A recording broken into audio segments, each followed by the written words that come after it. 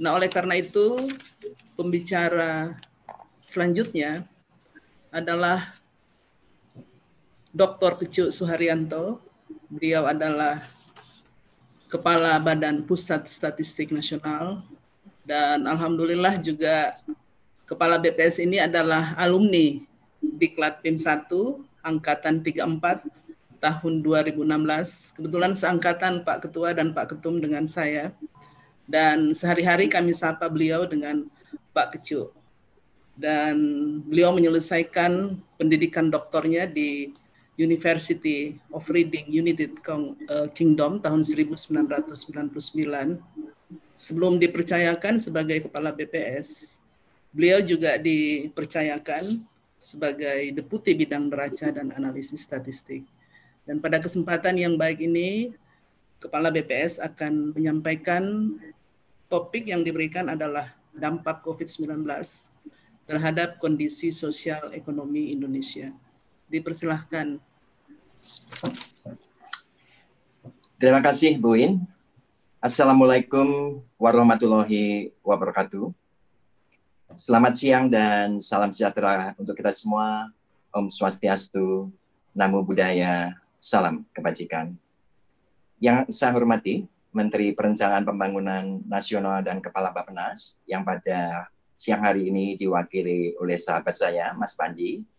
Yang saya hormati Gubernur Sulawesi Selatan, Bapak Profesor Nurdin Abdullah, Ketua IKAPIMNAS, Bapak Bambang Hindroyono, Kepala LAN, Pak Hadi Suryanto, Kepala BKN, Pak Bima Haria Wibisono, moderator, sahabat saya, Profesor Winarni Monoarfa, Bapak dan Ibu sekalian peserta webinar.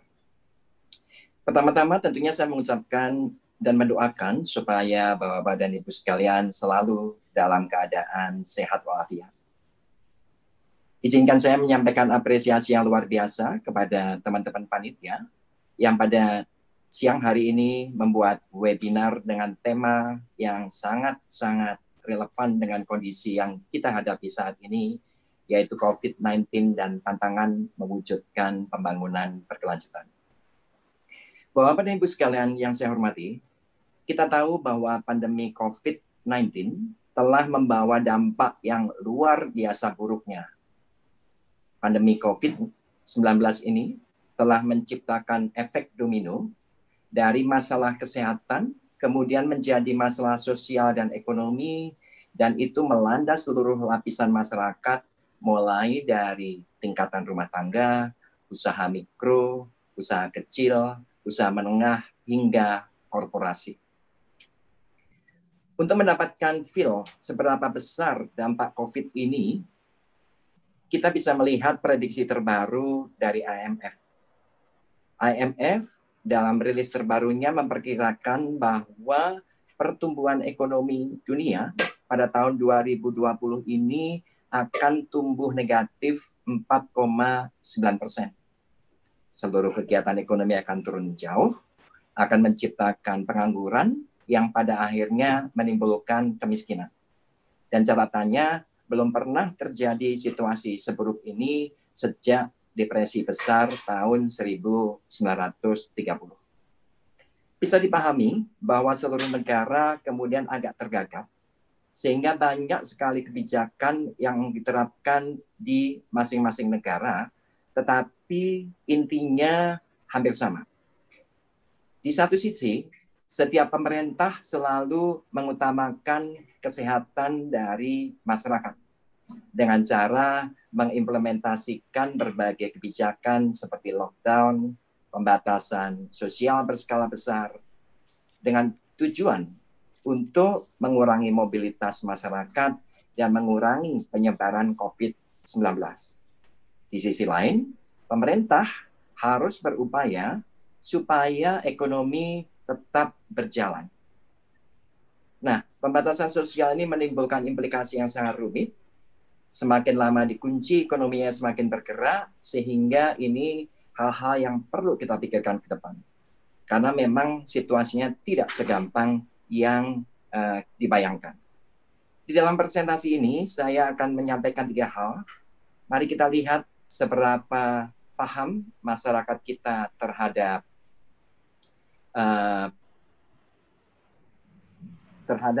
COVID-19 dan bagaimana COVID-19 ini mengubah pendapatan dan pola konsumsi masyarakat. Yang kedua, mari kita lihat seberapa dalam COVID-19 ini terhadap pertumbuhan ekonomi. Dan di bagian ketiga nanti yang perlu kita pikirkan bersama, bagaimana kita berkontribusi, baik tenaga, pikiran, dan sebagainya, untuk memulihkan ekonomi nasional. Untuk melihat bagaimana COVID-19 mengubah perilaku kita, di slide berikutnya bisa dilihat, pada bulan April yang lalu, BPS melakukan survei online dan direspon oleh 87.000 penduduk Indonesia. Di sana kita ingin melihat seberapa paham masyarakat terhadap COVID-19 dan berbagai upaya yang dilakukan. Kalau kita lihat di sana, dari 87.000 masyarakat penduduk yang respon terhadap survei ini, menyatakan bahwa 87% masyarakat itu mengetahui mengenai kebijakan menjaga jarak atau physical distancing. Dan 72%-nya menerapkan dalam kehidupan sehari-hari. Meskipun demikian, ada perbedaan yang agak tajam antara responden perempuan dan responden laki-laki. Misalnya, ketika menerapkan kebijakan menjaga jarak, responden perempuan lebih tertib dibandingkan responden laki-laki. Angkanya berbanding 77% dan 67%. Responden perempuan lebih tertib pada waktu melakukan cuci tangan dibandingkan responden laki-laki. Demikian juga dalam penerapan penggunaan masker. Jadi meskipun secara umum masyarakat Indonesia telah mematuhi protokol kesehatan, tetapi masih ada perbedaan yang cukup signifikan antara laki-laki dan perempuan. Sehingga kita perlu terus-menerus melakukan sosialisasi mengenai penerapan protokol kesehatan ini. Kalau saya bagi menurut umur, dengan menerapkan indeks perilaku ketaatan, baik itu dalam menggunakan masker, mencuci tangan, kemudian menerapkan physical distancing, dan sebagainya, ada fenomena yang cukup menarik bahwa semakin tinggi umur responden, dia semakin taat. Kemungkinan besar mereka sadar bahwa yang berumur 45 tahun ke atas itu lebih rentan sehingga mereka lebih patuh dan lebih menjaga diri. Tetapi dalam kesempatan ini saya juga perlu menggarisbawahi, bukan berarti yang di bawah 45 tahun kesempatannya juga menjadi lebih ringan. Karena itu kembali mari bersama-sama kita patuhi protokol kesehatan. Untuk melihat bagaimana mobilitas penduduk selama masa COVID ini, saya akan menggunakan data dari indeks mobilitas Google yang menunjukkan seberapa besar aktivitas masyarakat. Kalau kita lihat, WFH mulai diterapkan pada tanggal 17 Maret, warna terang di sana menunjukkan aktivitas yang rendah, semakin gelap warnanya menunjukkan aktivitas yang padat. Jadi bisa dilihat di sana, sejak penerapan WFH, aktivitas di rumah itu meningkat, ditunjukkan oleh warna yang agak gelap. Kemudian pada Lebaran pertama, tanggal 24 Mei yang lalu, mendadak agak terang. Di sana menunjukkan bahwa pada Lebaran pertama, masyarakat melakukan aktivitas yang lebih tinggi, kemungkinan besar itu berkaitan dengan halal bihalal ataupun kunjungan ke keluarga. Sebaliknya, kita lihat bahwa mobilitas di tempat kerja sejak WFH diterapkan, yang tadinya berwarna gelap, kemudian menjadi terang.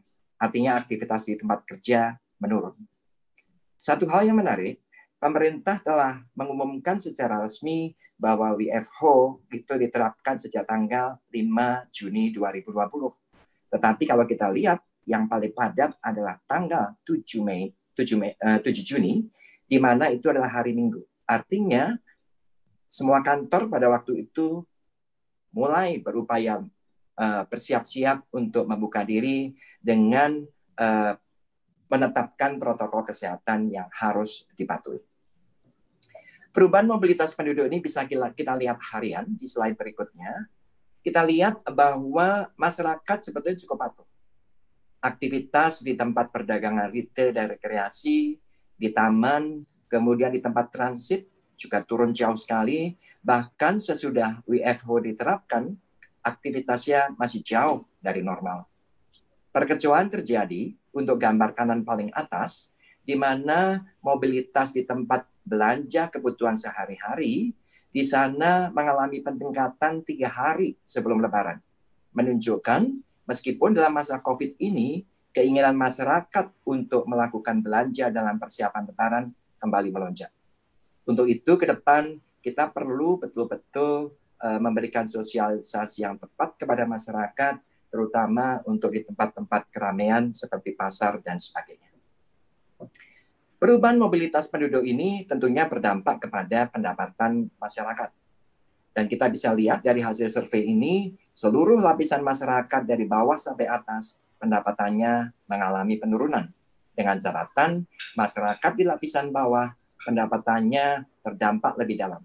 7 dari 10 masyarakat di lapisan bawah mengatakan bahwa mereka mengalami penurunan pendapatan, sementara hanya 3 dari 10 masyarakat yang berpenghasilan menengah ke bawah mengalami penurunan pendapatan. Artinya, COVID mempunyai dampak yang lebih dalam kepada masyarakat di lapisan bawah. Ketika pendapatan berubah atau menurun, tentu saja ada perubahan pola konsumsi. Dengan adanya WFH, bisa dilihat di sana bahwa permintaan terhadap bahan makanan dan makanan jadi meningkat. Pengeluaran untuk kesehatan meningkat, tetapi di sisi lain pengeluaran untuk bahan bakar, untuk pool, untuk transportasi umum menjadi turun. Perubahan pola konsumsi ini perlu kita cermati supaya pemulihan ekonomi nasional ke depan bisa menjadi berjalan mulus. Tadi sudah sampaikan Pak Bandi bagaimana COVID ini mempunyai dampak yang dalam kepada pertumbuhan ekonomi. Dalam triwulan 1 2020 yang lalu, pertumbuhan ekonomi Indonesia turun tajam. Kalau pada triwulan 1 2019 adalah 5,07%, maka pada triwulan 1 2020 tinggal 2,97%. Hampir semua negara mengalami perlambatan. Kita masih beruntung bahwa kita masih tumbuh 2,97, tetapi kita perlu hati-hati untuk triwulan kedua karena banyak prediksi yang mengatakan bahwa pertumbuhan ekonomi Indonesia di triwulan 2 kemungkinan besar akan mengalami prediksi. Jadi kemungkinan triwulan keduanya akan mengalami prediksi, sangat tergantung bagaimana kita memulihkan ekonomi nasional dengan harapan triwulan ketiganya membaik, triwulan keempatnya membaik, sehingga tahun depan kita bisa recovery penuh. Khusus untuk sektor pariwisata, dampak yang dialami itu lebih cepat dibandingkan sektor sebelumnya. Kita tahu pemerintah mengumumkan COVID resmi itu adalah pada tanggal 2 Maret, tetapi bisa dilihat di sana bahwa dampaknya ke pariwisata sudah mulai pada bulan Februari. Jadi jumlah wisatawan mancanegara drop, dan ini adalah mancanegara dari seluruh negara, baik dari Australia, Tiongkok, Amerika, dan sebagainya. Dan sebagai dampaknya, kita bisa melihat bahwa tingkat penghunian kamar hotel saat ini betul-betul menunjukkan penurunan yang dalam. Misalnya kalau kita lihat di Bali, tingkat penghunian kamarnya hanya tinggal 3%, di Maluku tinggal 4%, dan di Sulawesi Barat tinggal 4%. Dan ini juga menimbulkan persoalan di pengangguran. Kita lihat pengangguran di beberapa daerah wisata, terutama untuk Jogja, Bali, Babel, dan juga Sulawesi Selatan, mulai menunjukkan kenaikan. Ini tentunya perlu diwaspadai karena sektor pendukung pariwisata ini sangat besar sekali, mulai dari industri, ekonomi kreatif, perdagangan, dan juga transportasi. Untuk melihat transportasi misalnya, kita lihat transportasi yang terpengaruh hampir semua angkutan transportasi. Untuk kereta api turun 83%. Untuk angkutan udara turun 85%. Untuk internasional turun 98%. Jadi dampak dari pembatasan sosial berskala besar dan juga lockdown yang diterapkan di berbagai negara luar biasa sekali kepada transportasi yang pada akhirnya akan berpengaruh ke sektor lain. Sekedar gambaran, coba kita lihat apa yang terjadi di Bandara Soekarno-Hatta dan Halim Perdana Kusuma. Jumlah penerbangan dari Jakarta ke Surabaya itu turun 96%. Ke Denpasar turun 99%. Ke Medan turun 90%.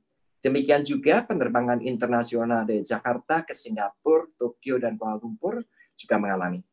Sekarang mulai ada pergerakan, tetapi masih jauh dari normal, apalagi untuk bepergian dari satu tempat ke tempat lain, kita membutuhkan berbagai surat keterangan yang juga agak merepotkan.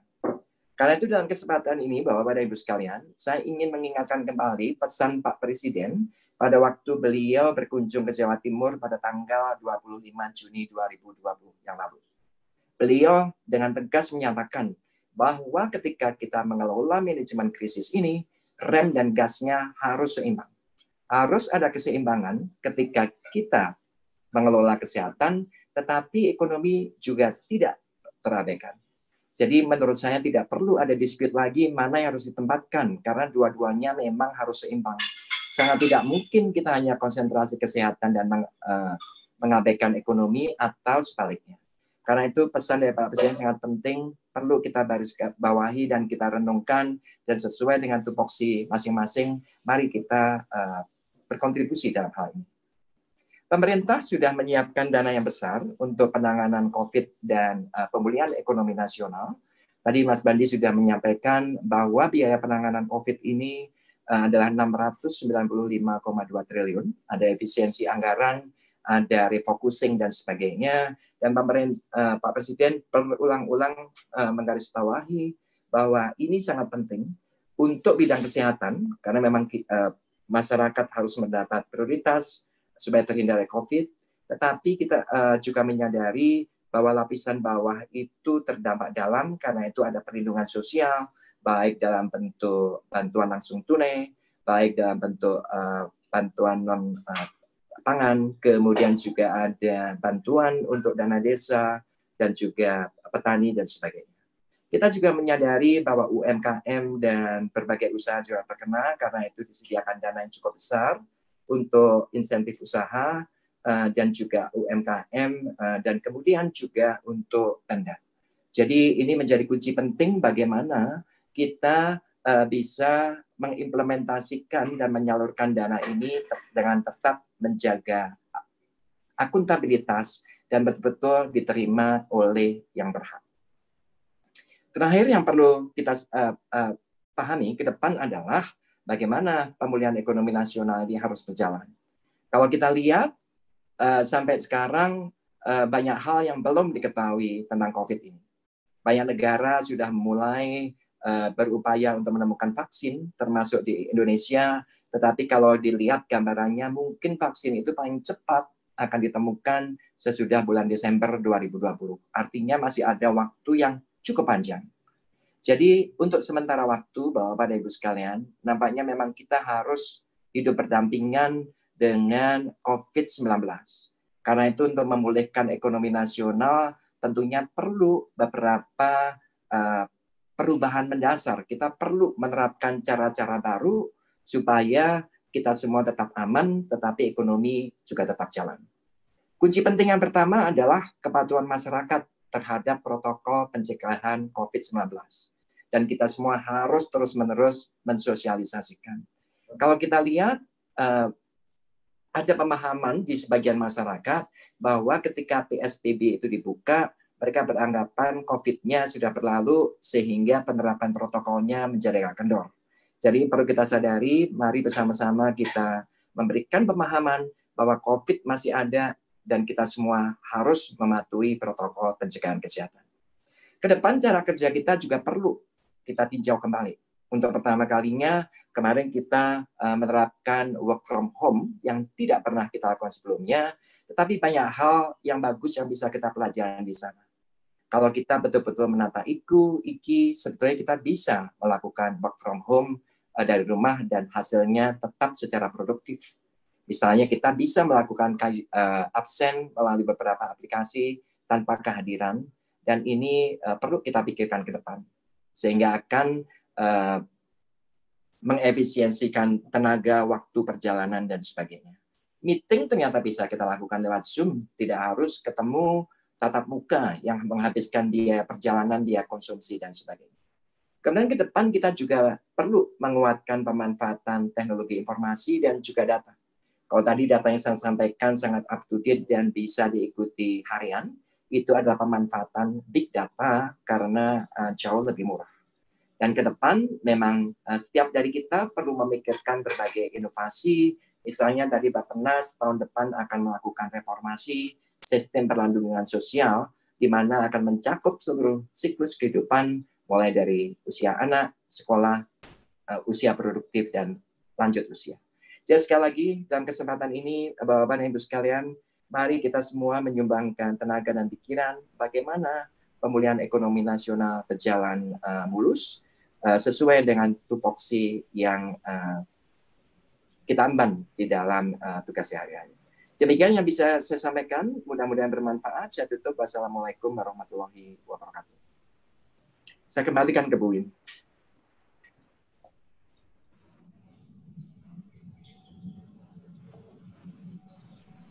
Terima kasih Pak Kecu atas paparannya, saya kira yang sangat menarik dan sangat tertarik tadi bahwa temuannya bahwa perempuan lebih tertib dibandingkan laki-laki dalam menerapkan perilaku sehat.